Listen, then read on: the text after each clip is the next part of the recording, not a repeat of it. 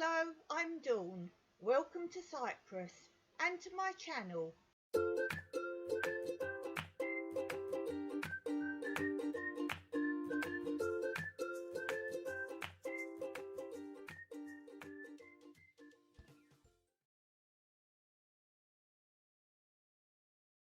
Hello, today I'm going to show you some of the damage that's been done to our house from a previous earthquake, but because we've been unable to deal with it and sort it out, it's actually led to a much bigger problem.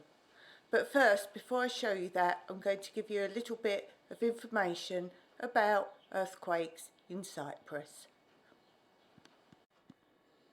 I have several historic news items about earthquakes in Cyprus, and this article tells you about in the past about some of the strong earthquakes we've had destroying certain towns in Cyprus. And here you can see them listed. Kurion here is actually very near where we live, and as you can see there's also Paphos and Nicosia, and Paphos is fairly near to where we live. I'll just leave that article there for a minute for you to see. And it also says here that there have been 26 destructive earthquakes with volatile intensities occurring between 26 BC and 1900 AD. Paphos was levelled in 15 BC, while in 76 BC, Salamis, Kition and Paphos again were destroyed, the latter being the strongest to have ever hit the island. Most of the quakes in Cyprus are under sea, and that is what caused our problem here, even though we're so far up on a mountain. It says, and could create tsunamis, and there exists historical accounts and convincing geological signs that the Cypriot coast have been struck by such waves in the past. And it's also talking about one tsunami that struck Cyprus in 1222 AD. And the article says about this, the sea rose from the quake and dashed to the shore. Huge volumes of seawater, large as mountains, flooded the coast, demolishing buildings and filling the villages with fish. Paphos, they say, suffered the most. The harbour dried and the city was flooded by the sea, and the city and castle were destroyed and the residents disappeared.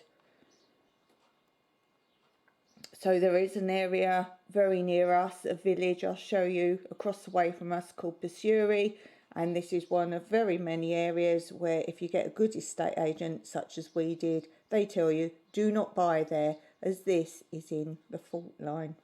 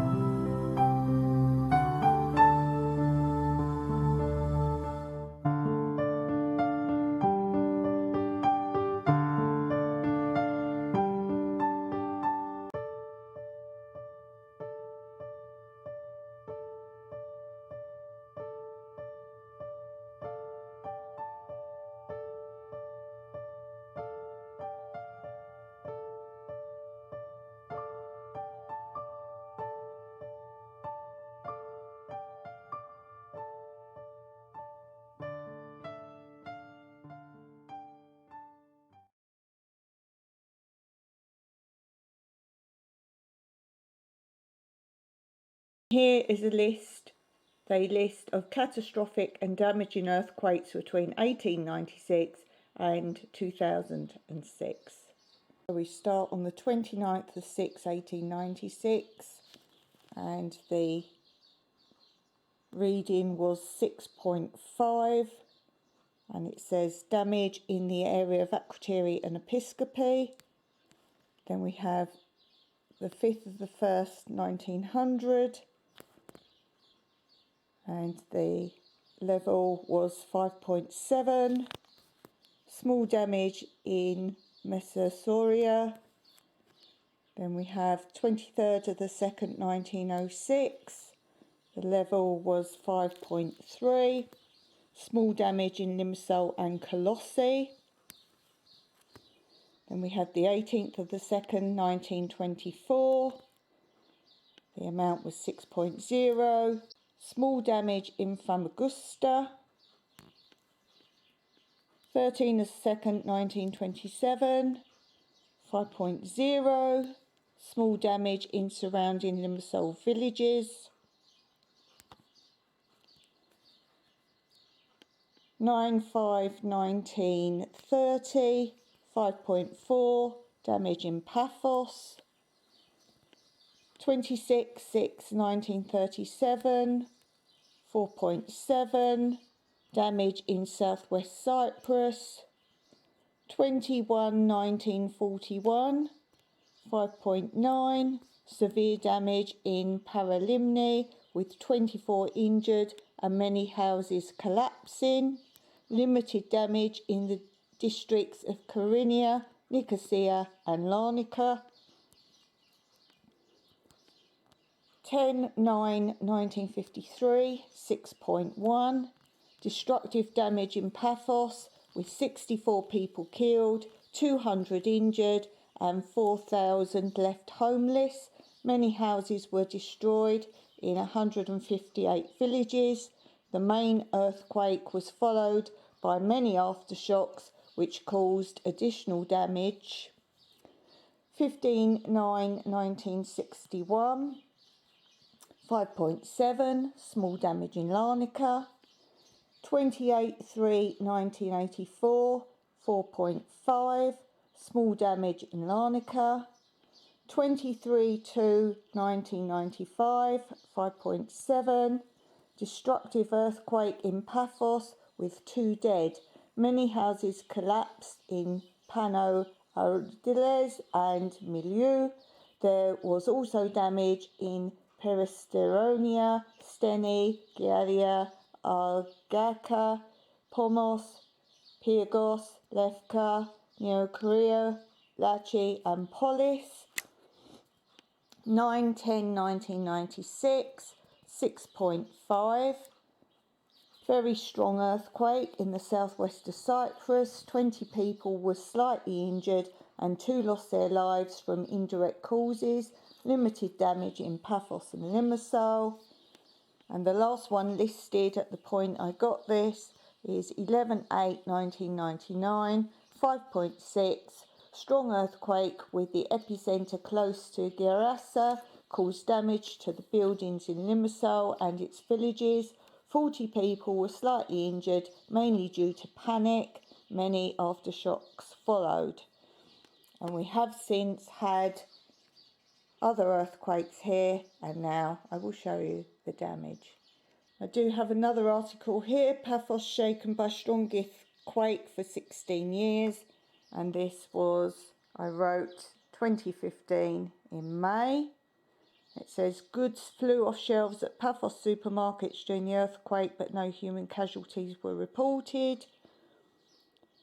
Daily life returned to normal yesterday following an earthquake, the strongest in 16 years, with 5.6 on the Richter scale. Wednesday's quake was the most noticeable in Paphos, where goods flew off the supermarket shelves, where panicked people ran out to the street. Let me say panic is people who've never witnessed an earthquake before. They do actually tell you this. Although damage was reported, there were no human casualties. And then basically someone's reported, I was at a friend's 4th floor flat feeding their cats when things started shooting off the shelves. A little bit more about that, saying there were 20 aftershocks by 1 p.m. And then this one says 5 notable quakes occurred in Cyprus in 2014, 4 in 2013, 13 in 2012, 3 in 2011 and 5 in 2010. On August 1999 there was a 5.6 Richter earthquake with epicentre near Limassol, while October 9th 1996 earthquake reached 6.5 on Richter scale and resulted in the death of 2 people. A February 23rd 1995 earthquake in Paphos reached 5.7 Richter and also caused 2 deaths. The most fatal earthquakes in living memory in Cyprus were the 2 in 1953, which reached 6 and 6.1 on the Richter scale. Centred around Stromby, these resulted in the death of 40 people and the injury of 100 and left 4,000 homeless. So let's take a look at my damage. So firstly, this is outside, and any structural damage that allows rain or air gaps in your bricks leads to other damage as well. And as you can see, we've got a big problem at the bottom of our outside wall that needs serious attention. The earthquake that we felt that did the most damage so far here, you can see this crack. This is in our sun lounge, but the wall I'm pointing at is the wall that leads to our winter lounge, which is actually the original outside wall of the house before this sun lounge was built by the previous owner. And this is the other side of the crack I have just shown you. Our house is falling down. So I'll put my hand here just to give you an idea of how huge this crack is.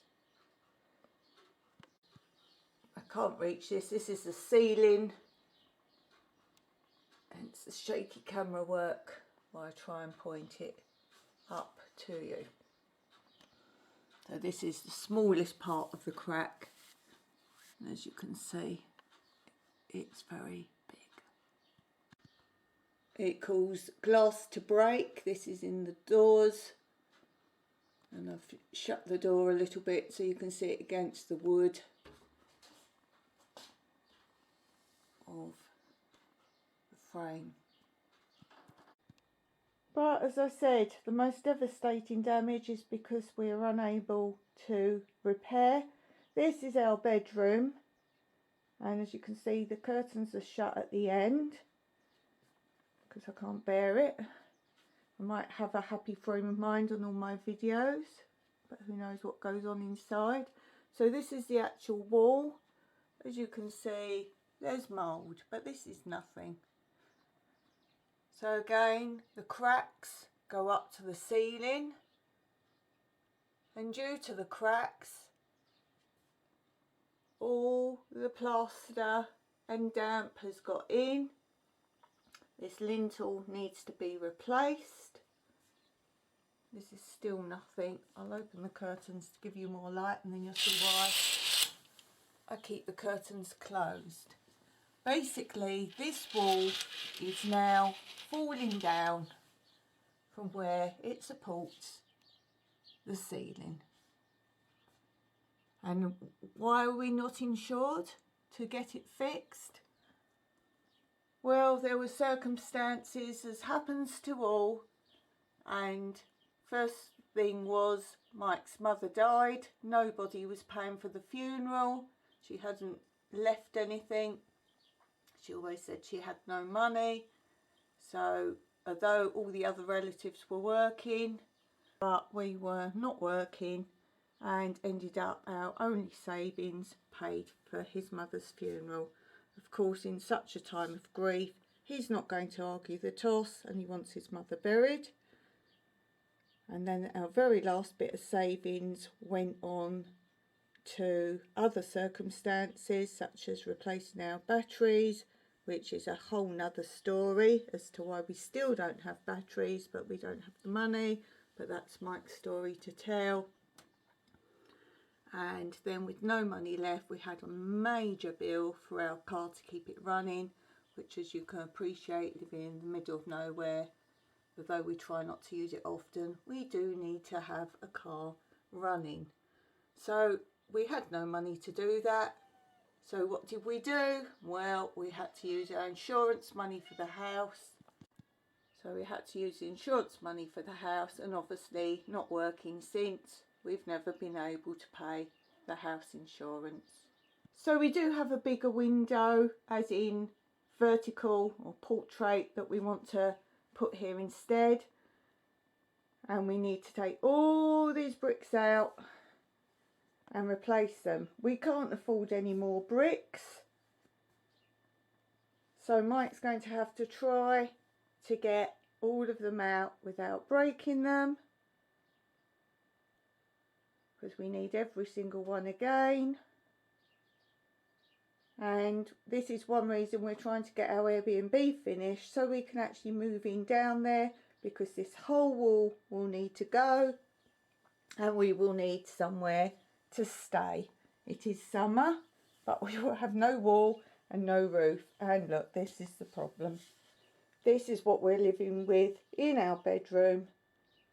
And Mike is asthmatic, but luckily he doesn't seem to be affected by this. I'll just pan back for a second so you can see how much of this wall is full of mould. And it has been like this since sometime after the earthquake. And obviously the earthquake didn't cause the damp, but it is a factor because of that, and for other reasons, such as the rain now getting in. We are watertight, but as you can see, the cracks from the earthquake have shaken the whole wall. I don't know how much of these bottom cracks you can see, but they go from ceiling to floor. But for me, the main problem is this damp. So I want to get the Airbnb finished, so even if we camp out down there. We have tried bleach on this, which it did go for some time, but obviously keep paying for that as well. We don't have spare money, we get by. People ask how we're doing. For some of you who have these lovely new phones and keep running your cars all the time, for us these are amazing luxuries. Yes, we need to go over an hour and a half away to go and buy our food, but Mike does it on very rare occasions and just goes when he needs to top up. So if you've got questions, I'm sure I'm quite aware of the fact if we'd have fixed it as soon as it occurred, we would have been fine. But if you're in a circumstance where you can only just about feed yourself, then something like this, and as I say, we didn't know the damp was going to get like this. The cracks were not as bad, but obviously in time the cracks get worse. But as I've said in videos before, I would rather live in a tent on this land than live back in my old life full of consumerism and the money to buy whatever I wanted. It's just this now is a structural issue. This roof needs supporting. Oh, and I'll show you about the roof. So this is the other side of that window, and as you can see, Mike has repaired it as best as he could, but the roof is also damaged, and whereas again we have patched it as much as we can, it needs completely redoing. The tiles on the little part of the roof that is actually tiled, because we still have tin on a lot of portion of the house, but where Mike has replaced the tiles, there are no more tiles left, and you cannot get them anymore. So every time he goes on the roof at all, if any of them break, then we have serious issues. And if you can see our water tank, this is where water comes into the house, and the water's pumped up to there via a borehole. As you can see, it's on its last legs.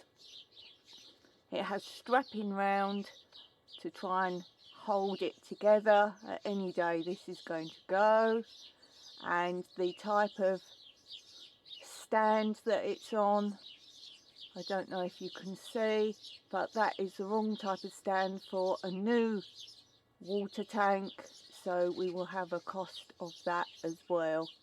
So for me, we also need to get the roof done quickly, because if this goes, can you imagine the flood we will have?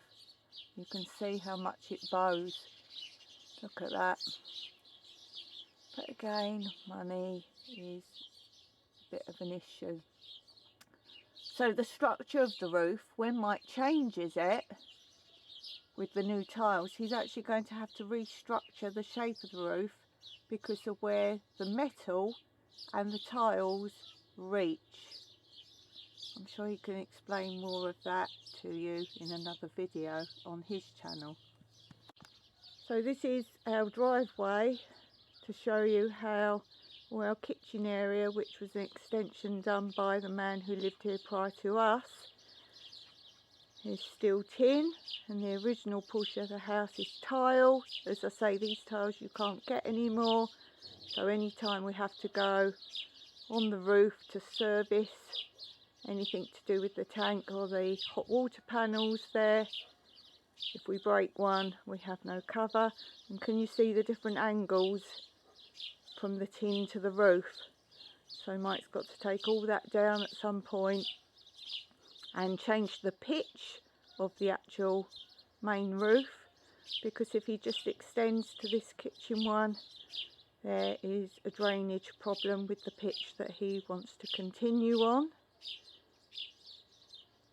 It's a shame, because that roof now is made in fairly good order. And this is the roof from the pool side.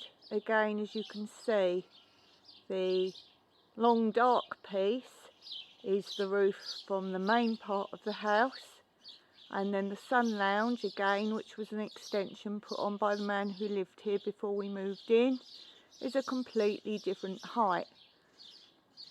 So from the very upper part you can see here,